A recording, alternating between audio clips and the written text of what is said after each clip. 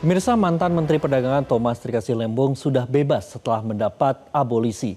Tapi proses hukumnya yang kontroversial masih menjadi PR untuk dievaluasi. Yang tak kalah kontroversialnya adalah putusan hakim yang memvonis Tom Lembong 4 tahun 6 bulan penjara. Ada apa dengan hakim kasus Tom Lembong? Berikut ulasannya dalam Top Review. Tunggu apa lagi bersama Kata Oma. Renyahnya bikin lagi dari telur dan bahan alami. Tunggu apa lagi? Dapatkan sekarang Kata Oma. Kasih sayang Oma di kerenyahannya.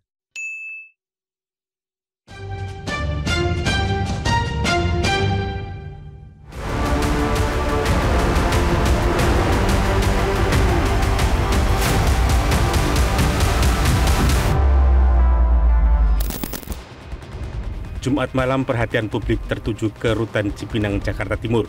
Malam itu mantan Menteri Perdagangan Thomas Trikasi Lembong alias Tom Lembong dijadwalkan bebas setelah Presiden menerbitkan keputusan Presiden nomor 18 tahun 2025 yang memberikan abolisi kepadanya.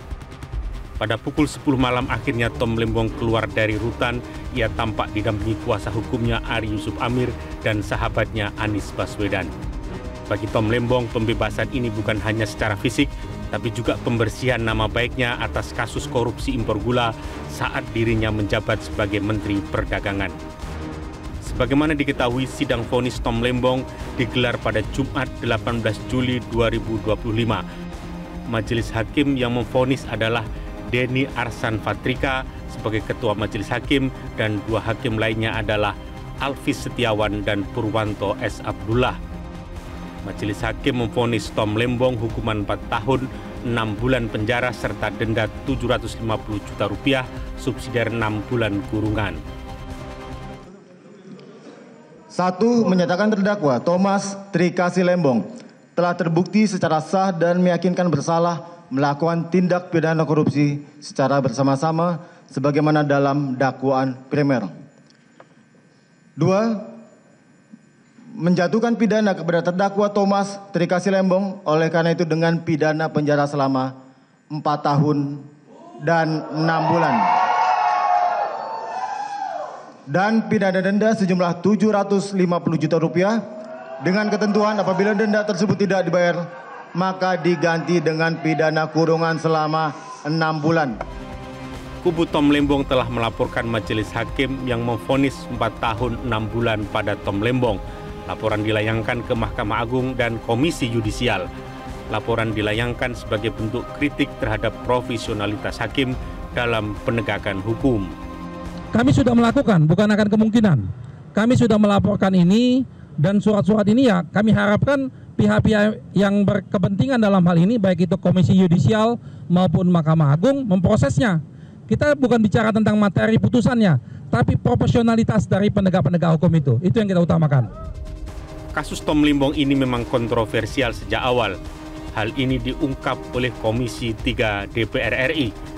Pakar hukum juga menilai yang diadili dalam kasus Tom Lembong adalah kebijakan. Ya, awal kasus Tom Lembong ini kalau kita ikuti, kami menggelar raker dengan Jampitsus saat itu. Saya sendiri ya, Ketua Komisi 3 mempertanyakan kasus ini kok bisa ya sampai ke penyidikan, ke penuntutan, ke persidangan ya.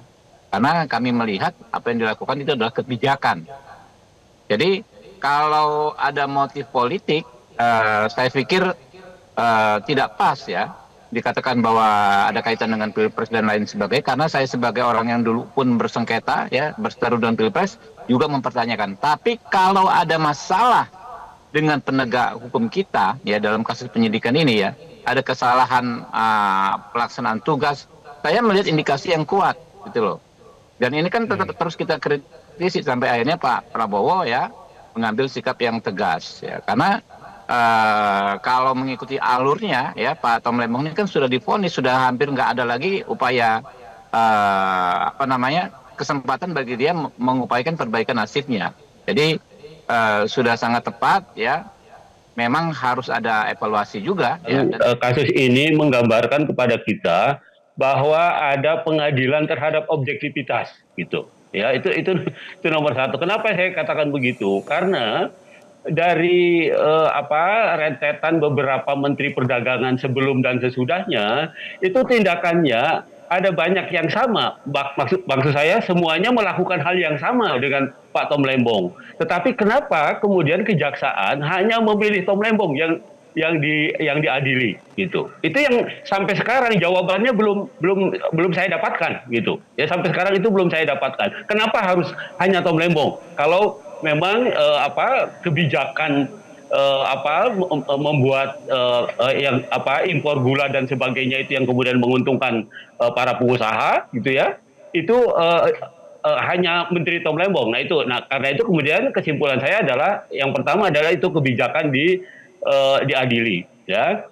Yang kedua ya, menurut saya tindakan mengadili itu lebih mengadili kebijakan gitu. Sejak awal saya katakan ini sebenarnya bukan mengadili perbuatan orang gitu, tetapi mengadili kebijakan. Karena yang dilakukan oleh Pak Tom Lembong adalah mengeluarkan kebijakan mengenai impor gula itu gitu ya. Bahwa kemudian dari kebijakan itu ada pihak-pihak yang diuntungkan, terutama pengusaha dalam negeri dan pengusaha yang ada di Indonesia umpamanya, itu wajar-wajar saja gitu. Setelah abolisi, pihak Tom Lembong mempersoalkan profesionalitas hakim. Karena itu perlu dilakukan evaluasi. Tapi setelah selesai ini kami punya banyak waktu untuk melanjutkan rencana-rencana yang sudah kami siapkan, yaitu tentang laporan ke Komisi Yudisial. Kita berharap Komisi Yudisial walaupun kewenangannya sudah banyak dipangkas, tapi paling tidak mereka masih melaksanakan tugasnya lah ya. Lalu juga hakim pengawas. Hakim pengawas itu ada di tiap tingkatan. Di tingkatan pengadilan negeri ada pengawasnya, pengadilan tinggi ada pengawasnya, dan Mahkamah Agung juga ada pengawasnya. Memang tidak perlu kita bahas tentang materi putusan, karena itu wewenangnya hakim, dia independen. Tapi cara dia membuat putusan, bagaimana mekanisme dia melaksanakan persidangan, apakah dia profesional? Yang seperti sudah menjadi kita ketahui bersama, muncul kalimat ekonomi kapitalis, itu muncul dari mana? Ini jangan sampai terulang lagi. Sedangkan pakar hukum pidana menilai hakim kasus Tom Lembong sudah terjajah oleh solidaritas sebagai aparat negara. Sebenarnya sejak awal mestinya, makanya semua ada banyak orang ya, tidak hanya saya saja, dibilang ini pasti putusannya lepas, ya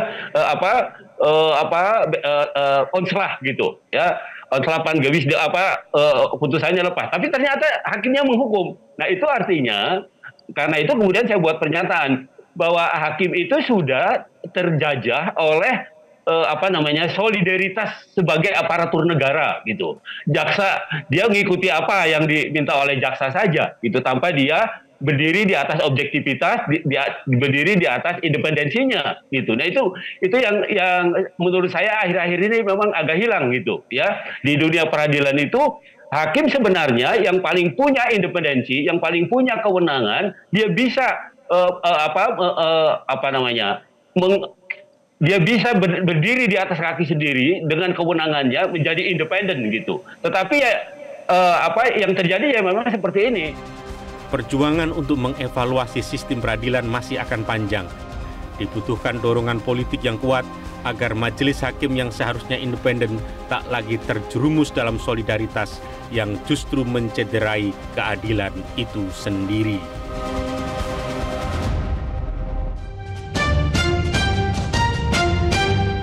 Jelajahi cara baru mendapatkan informasi. Download Metro TV Extend sekarang.